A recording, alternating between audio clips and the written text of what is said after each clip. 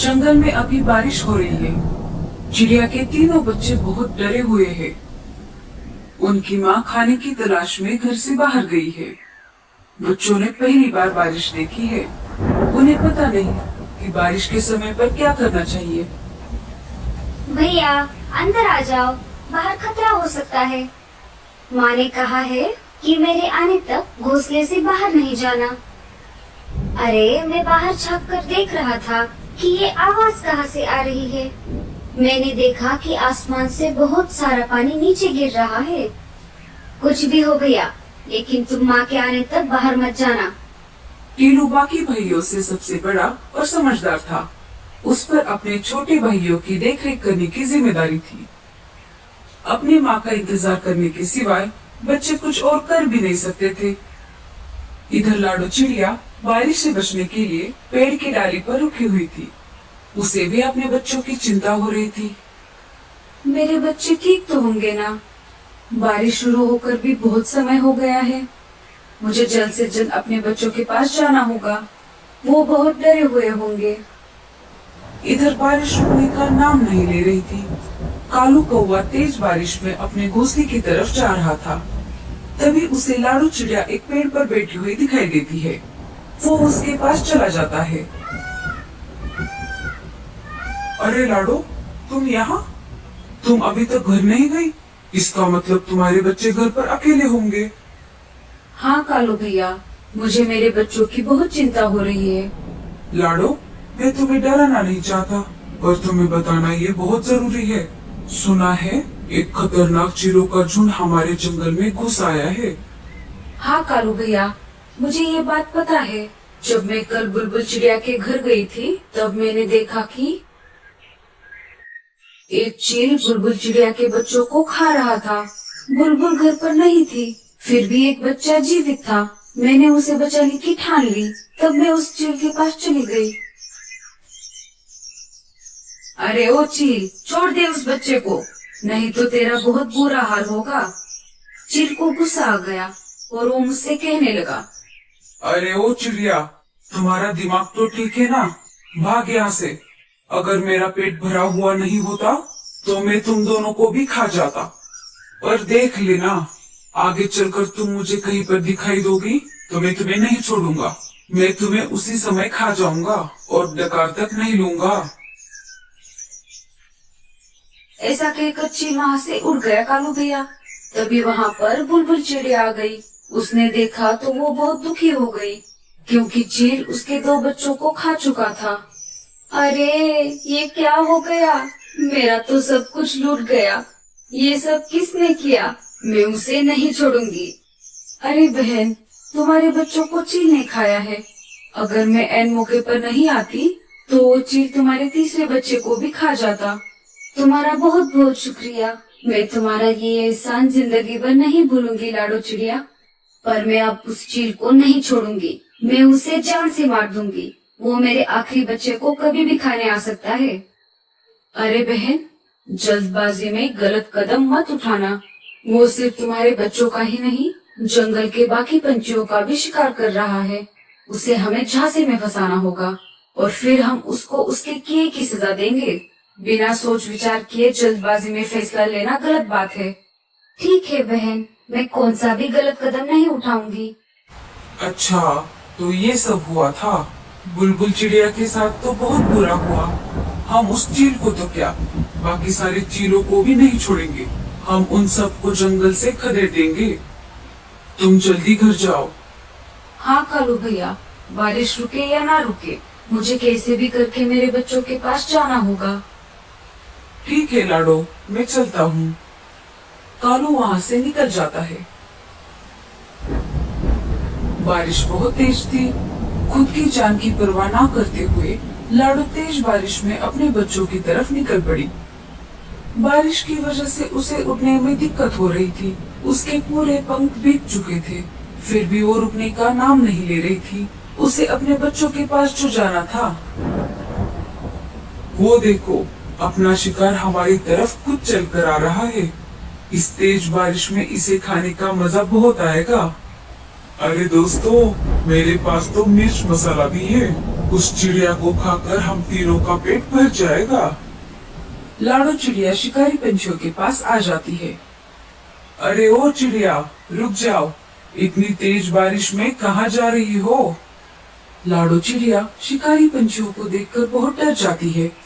लाडो चिड़िया बहुत ही होशियार और समझदार थी, साथ ही साथ वो निडर भी थी। उसने चीलों के साथ सामना करने का फैसला लिया। जी मैं अपने घर जा रही हूँ।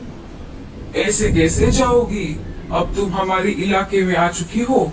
अब तुम अपने घर जाने के बजाय सीधा हमारे पेट में जाने वाली हो। उनकी ये बात सुनकर लाडो चिड़िया बहुत डर जाती है। उसे कुछ भी समझ नहीं आ रहा था। तभी लाडो के मन में एक आइडिया आ जाती है। मुझे कैसे भी करके इन सब से छुटकारा पाना होगा। अरे भाइयों, आप मुझे कैसे खा सकते हो? मुझे पहले से ही किसी ने खाने के लिए रिजर्वेशन करके रखा है। क्या? ऐसे कैसे? कौन है वो जो हमारे होते हुए भी तुम्हें खाने के लिए रिजर्वेशन करके बैठा है? वो दूसरे तीसरे कोई नहीं, मेरे खुद के पति है, जो कि एक चील है। मैंने जन्म भर उनकी सेवा की, 3 प्यारे प्यारे बच्चे दिए, फिर भी वो मुझे खाना चाहते हैं। क्या कोई अपनी खुद की बीवी को खा सकता है भला? कौन अपने बीवी को खाना चाहेगा जो जंगल में बाकी सारे इतने पंछी हैं? हाँ भैया, कोई नहीं चाहेगा, पर मेरा पति चाहता है। यही नहीं, उसने मेरे तीनों बच्चों को भी खा लिया है। अगर तुमने मुझे खा लिया तो वो तुम्हें नहीं छोड़ेंगे। मुझे खाने का हक सिर्फ उन्हीं का है। किसकी इतनी हिम्मत है जो हमसे टकराए? अगर है हिम्मत तो चलो मेरे पति के पास, एक बार लड़कर भी देख लो। अगर तुम जीत जाओगे तो मुझे खा लेना। बताओ, है मंजूर? हाँ हाँ, चलो, हम देख लेंगे उसको। लाडो चिड़िया निकल पड़ी उस शिकारी चील की तलाश में, जिसने बुलबुल चिड़िया के बच्चों को खाया था। लाडो चिड़िया आगे आगे उड़ रही थी और शिकारी चील उल्लू के साथ साथ पीछे उड़ रहा था। आखिर लाडो चिड़िया उन्हें लेकर शिकारी चील के इलाके में आ ही गई। अरे, ये चिड़िया तो मेरी तरफ ही आ रही है। कल तो ये मेरे हाथ से छूट गई थी, पर अभी मुझे बहुत भूख लगी है। मैं इसका शिकार करके इसे खा जाऊंगा। तुम यहाँ पर ही रुको। अगर उसने तुम्हें यहाँ पर देख लिया तो वो सतर्क हो जाएगा। मैं अकेले अकेले आगे जाती हूँ। जब वो मुझ पर हमला करने लगे तो तुम जल्द से वहाँ पर आ जाना। लाडो चिड़िया उन्हें वहाँ पर छोड़कर चील के पास आ जाती है। अरे वाह, आज शिकार खुद मेरी तरफ चलकर आ गया है। लगता है आज भी मैं पेट भर के खाना खाऊंगा। हाँ, कल भी तुमने मेरे छोटे छोटे बच्चों को खा लिया, आज मुझे खा लो। वैसे भी मैं जिंदा रहकर क्या करूँगी? मेरा तो सब कुछ लूट गया है। अरे वो बच्चे तेरे नहीं, उन पर मेरा अधिकार था। शिकारी चील उन दोनों की बातें सुन रहा था। उसे लाडो की बातों पर विश्वास होने लगा। इधर चील को लाडो की बात समझ नहीं आ रही थी, फिर भी उसने ये मौका हाथ से गंवाना नहीं चाहा। हाँ, जैसे मैंने बच्चों को खा लिया वैसे ही तुम्हें खा जाऊंगा। चील उड़कर लाडो चिड़िया पर हमला करने ही वाला था, तभी दूसरे शिकारी पंछियों ने उसका रास्ता रोक लिया। अरे बेटे, तने तो मौज ही कर दी। तनिक रुक जा जरा, वो हमारा शिकार है। अरे तुम सब कौन हो? उस पर सिर्फ मेरा अधिकार है। देखो देखो भाइयों, ये कैसे मेरे साथ सुलूक करते हैं। अरे बेटे, तनिक रुक जा जरा, नहीं तो तने यहीं पर ही खोल देंगे। ऐसा कहते ही उन दोनों में तेज लड़ाई शुरू हो गई। उन दोनों की लड़ाई देखकर उल्लू वहाँ से भाग गए। दोनों में इतनी तेज लड़ाई हो गई कि दोनों घायल हो गए और जमीन पर गिर गए। दोनों के शरीर से बहुत ज्यादा खून बह रहा था। लाडो दोनों के पास आकर बोली, क्यों, कैसी रही? मैंने तुम दोनों को उल्लू बनाया। ना ही मैं इसकी बीवी हूँ और ना ही इसने मेरे बच्चों को खाया है। मैंने जानबूझकर तुम दोनों में झगड़ा लगवाया ताकि जंगल के बाकी पशु पक्षी सुरक्षित रह सके। अब समझ आया, शक्ति से हमेशा युक्ति ही अच्छी होती है। अरे ओ चिड़िया, तने ये ठीक नहीं किया। उन दोनों चीलों में इतनी ज्यादा हाथापाई हो गई कि उन्हें अपनी जान गंवानी पड़ी। चलो, इनका काम तो तमाम हो गया। अरे बाप रे, इन दोनों के चक्कर में मैं तो अपने बच्चों को भूल ही गई। लाडू चिड़िया तेज उड़ते हुए अपने घोंसले की तरफ निकल पड़ी।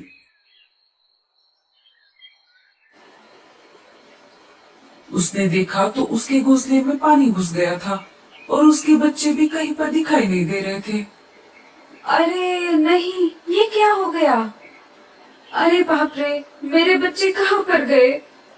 तभी वहाँ पर कालू कौवा आ जाता है। अरे लाडो, तुम रो मत, तुम्हारे बच्चे सही सलामत है। जब मैं मेरे घोंसले की तरफ जा रहा था तो मैंने देखा तो तुम्हारे घोंसले में पानी भर रहा था और बच्चे भी पानी में डूब रहे थे। मैं बच्चों को वहाँ से निकालकर अपने घोंसले में लेकर आया। चलो, बच्चे कब से तुम्हारा इंतजार कर रहे हैं। लाडो कालू कौवे के घर पर आ जाती है। अपनी माँ को देखकर बच्चों ने उसे अपने गले से लगा लिया। माँ, तुम कहाँ थी इतनी देर? हमने तुम्हारा कितना इंतजार किया। अगर कालू मामा नहीं होते तो क्या होता? कालू भैया, तुम्हारा बहुत बहुत शुक्रिया।